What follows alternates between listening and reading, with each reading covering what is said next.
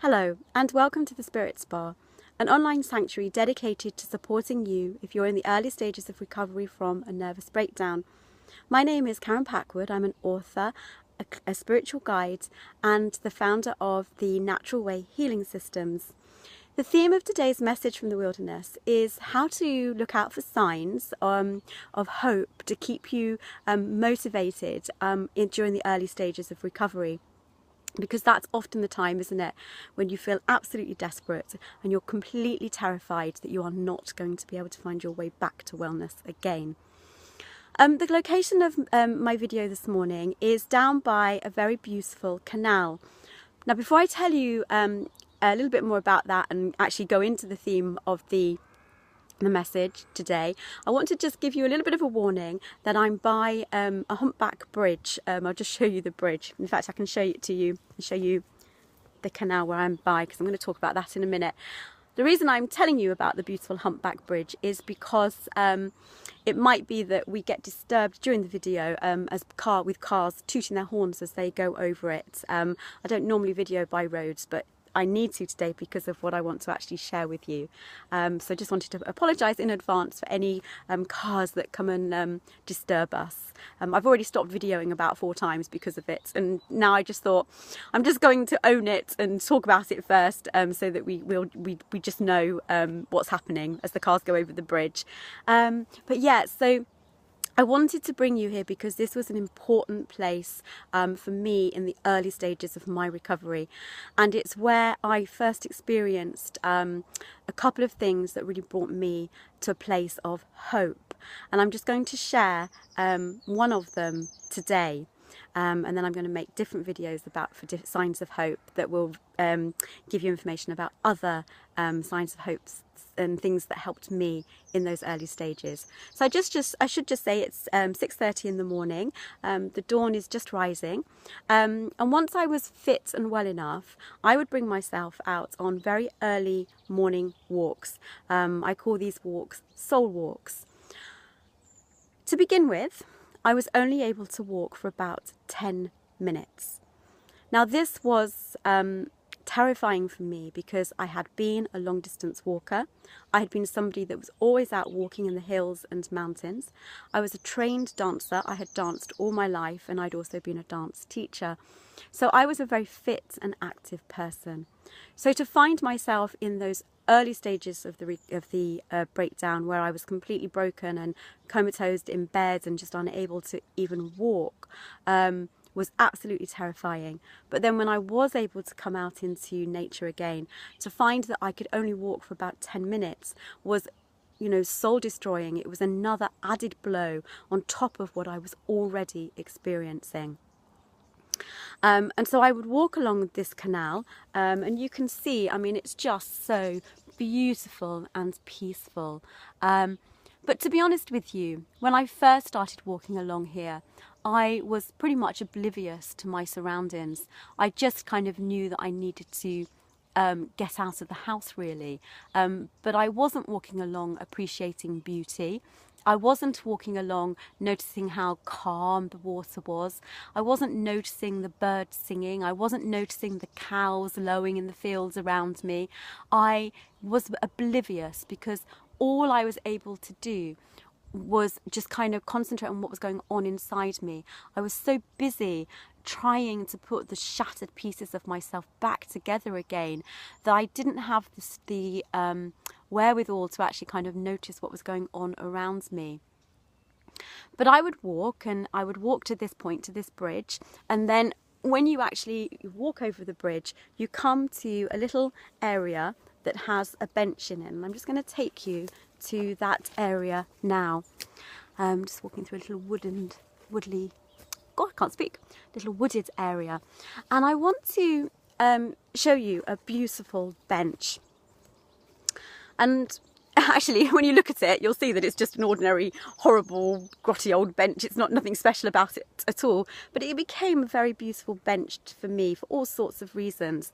And I want to just share with you the rising sun, actually, over the fields behind me. You can see the sun rising there. It's very, very beautiful this morning. And here's the bench. Now, why is this bench so important? Well, for several years, this bench became a place of sanctuary for me. It's a place where I would come and sit, and I would stare into the water, absolutely desperate, asking for help and support from anywhere. I was so frightened that I was not going to be able to find my way back to recovery again. So I'm just going to go over here where the light's a bit better before I come back to the bench. So I was so frightened that I was not going to be able to find my way back to wellness again. The terror was enormous, and I'm going to be really honest that in those early days when I would walk along here, there were many, many times when I would think about death being preferable to life. I was in the very early stages of recovery, and so not only was I dealing with the parts of me that were shattered on the inside, you know, my life was falling apart around me. I wasn't able to go back to work, so I was getting into financial difficulties. I wasn't able to pay my bills. I wasn't able to pay my mortgage. You know, my finances were spiraling down. I was just at the beginning of, you know, what turned into an absolutely horrific journey with debt, which just, you know, it made it all even more difficult for me, especially as I had such a, you know, a little 2-year-old that I had to look after as well. And so there were many times when I was struggling so hard to deal with the parts of me that were shattered and terrified, and then trying to think about how was I going to look after my 2-year-old and deal with all of the financial stuff that was going on. How was I going to do that? That there were times when inside I would just think, oh my God, the peace of death, you know, that's got to be better than this. And that is not even putting it into words what I was really feeling. You know, it was just a desperation sometimes for the peace and to be taken away from the horror of what my life was like at that moment in time. The only thing that kept me going was my daughter, my love for my daughter. She was such a motivation in the whole of my recovery period. And of course, the kind of like the inner life force within me, my inner healer. My inner healer was much stronger than the part of me that wanted to, you know, to give in completely. And this bench was the place where I would sit with those feelings. It would be the place where I would just stare into the water. I would have my head down. I wasn't noticing what was going on around me. But one day I came here, and you know what it's like in these early stages. You feel so desperately alone, don't you? You feel so terribly frightened that you are completely on your own, and you just don't know whether there's anything out there helping you or anything within you really helping you either. But one day I came here, and hanging in the tree was this. I'm going to see if I can just get it for you. I don't know whether I'm going to be able to find it for you. Excuse my dodgy camera work here. But I just want to be able to see if I can. There it is. There she is. Hanging in the tree was that angel. And I don't know where it came from. I have no idea where she came from. I've got myself hooked up on the apple tree now. Where she came from. But that day, when I saw her, it just gave me a little bit of hope. I just thought, oh my goodness, you know, what a beautiful thing to find hanging randomly in a tree so early in the morning. I didn't believe in angels particularly. I didn't even think about angels or anything like that at that moment in time. But to receive that angel that morning was just a little sign of maybe I'm not on my own. Maybe there is something out there helping me and supporting me. I think we're going to get a car tooting its horn now. Yeah. You know, maybe I'm not on my own on this journey. And it was just a little sign that maybe I wasn't on my own in this journey. But there was also something else about that angel, because it wasn't just the angel. The angel was accompanied by a wreath. And there was a message on the wreath, and it said something along the lines of, you know, we love you so much and we want you to know that we're missing you. So it was obviously a wreath that had been placed there in memory of somebody who had passed away. And there was something so important for me seeing that wreath in memory of somebody who had passed away, and knowing that people were missing that person, that people loved that person and cared about that person. And it just jolted me into moving away from, you know, kind of yearning for the peace of death, and that's kind of saying it very nicely, you know, back to life, and just remembering that, you know, you've got to stay focused on the life pathway, you've got to stay focused on the positive, you've got to stay moving forward. And that wreath and that angel, you know, were just a little turning point for me, a little reminder, first of all, that maybe we're not alone, and that, you know, that death is final, obviously. And, you know, that's not the pathway to go down. The pathway has to be to work with your inner healer, to find your way forward again. And the reason I've brought us here today is because I was walking down here. I don't come to this part of the area very often anymore, because it just reminds me so much of those awful days, and so I kind of go to other places. But I wanted to bring you here today because I actually came down here by chance the other day, and I found surrounding my bench the most beautiful apple tree. I don't know whether you're going to be able to see it. I'm going to try and go far back. But the tree, there we have another car going over, but you can see that the tree is absolutely laden with apples. And then all around it was a bush full of sloes. The sloes have gone because people have picked them.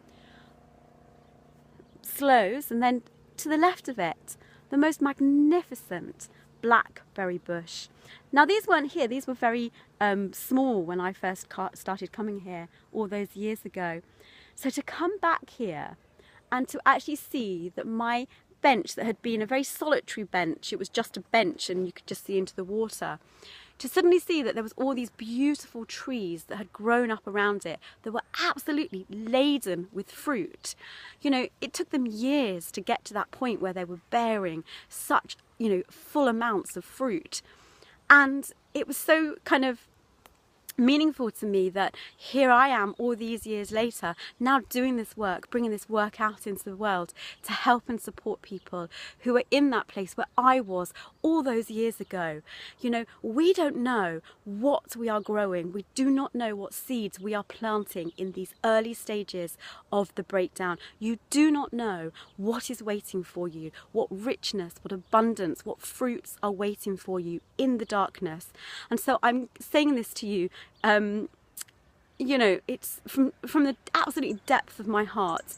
Do not give up in these early stages. Please believe in yourself.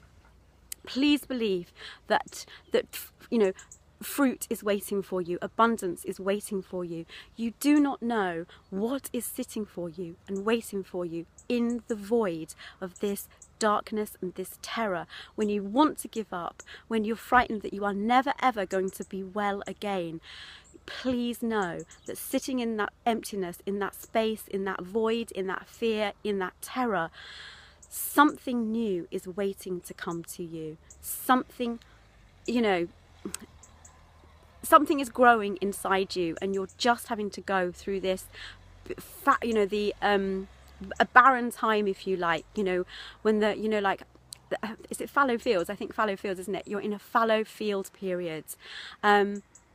Please stick with it. Please trust that your inner healer will guide you, support you and love you and bring you back to a place of peace, like the peace of the canal, and a place of abundance, like the abundance of the fruits surrounding that bleak bench where so many times I wanted to give up on life. Please don't do that. Please keep going to allow the fruits of this awful period to come to you and the peace to come to you. If you have any questions about this, please email me at karenpackwood@gmail.com or leave comments in the comments box below. I'm wishing you so much love for a peaceful, loving and self-nourishing day. Take care.